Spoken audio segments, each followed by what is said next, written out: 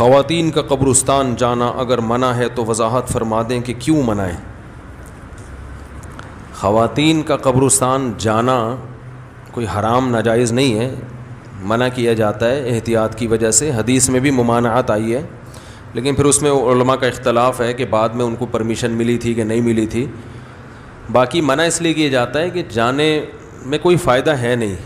قبرستان ایک ایسی جگہ ہے جہاں انسان جاتا ہے تو آخرت کی یاد تازہ ہوتی ہے، وہاں بھی اگر خواتین پہنچ جائیں گی تو جو قبرستان جا کے آخرت کو یاد تازہ کریں گے وہ بجائے آخرت کے دوسری چیزوں میں، جیسے بازار کا ماحول ہوتا ہے نا، تو وہ والا ماحول بن جائے گا وہاں پہ۔ خواتین کو کنٹرول کرنا بہت مشکل ہے کہ پردے کی وہ قبرستان بھی لپسٹک لگا کے جائیں گی، میک اپ کر کے جائیں گی، یہ ہوگا کہ نہیں ہوگا؟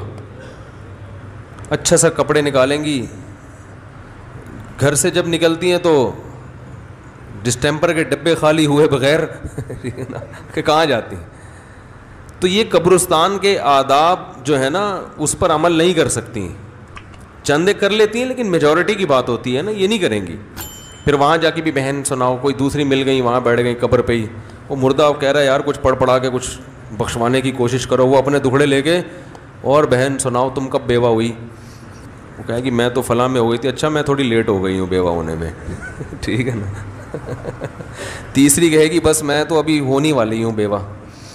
تو اچھا عجیب بات ہے، ہمارے یہاں خواتین بیوہ بہت ہوتی ہیں، مرد جو ہے نا وہ جو آئی ڈی کارڈ میں لکھا ہوتا ہے نا رنڈوال کا لفظ کہتے ہیں جو بیوہ کی اپوزٹ ہو نا، تو مرد رنڈوے کم ہوتے ہیں، بیوہ میں نے کہتا ہوں کہ یار یہ پہلے اپنے میاں کو قبرستان پہنچاتی ہیں ٹھیک ہے، تو اس کے بعد یہ اسی راہ پہ سفر شروع کرتی ہیں۔ چند مہینے پہلے نا ایک خاتون آئی ملنے کے لیے،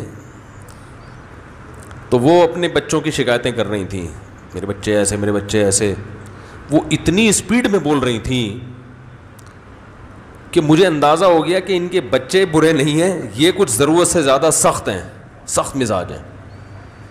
کیونکہ جب آپ مجھ سے کچھ پوچھنے آئی ہو تو مجھے بھی تو بولنے دو بھائی، کچھ دیر خاموشی اختیار کرو گی تو میں بھی کچھ نصیحت کروں گا۔ وہ بولے ہی جا رہی ہیں۔ مجھے یقین ہو گیا کہ ان کے شوہر کا انتقال ہو چکا ہوگا حالانکہ انہوں نے نہیں بتایا تھا کہ میں بیوہ ہوں یا نہیں ہوں۔ تو میں نے ان سے پوچھا کہ آپ کے شوہر زندہ ہیں؟